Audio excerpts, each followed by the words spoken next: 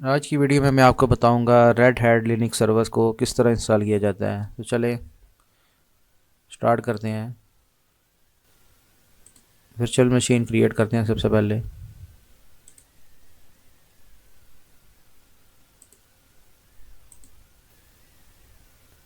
यहाँ से आपने सेलेक्ट करना है। नेक्स्ट करूँगा मैं और नेक्स्ट।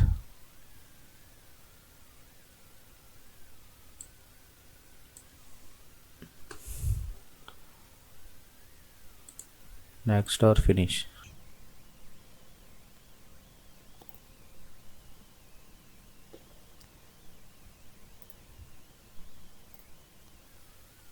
यहाँ से मैं ISO इमेज की लोकेशन दे दूँगा।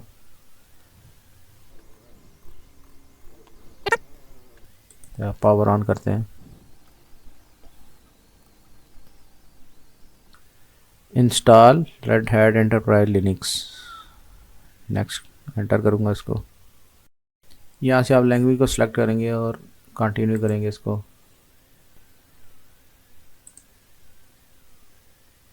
डिस्क को आप सिलेक्ट करेंगे और उसके बाद डन करेंगे। डिलीट करेंगे।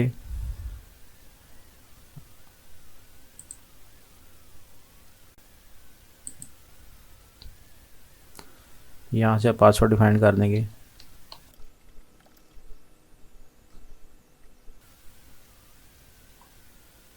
और उसके बाद बिगिन इंस्टॉलेशन। ये इंस्टॉलेशन का प्रोसीजर स्टार्ट हो चुका है।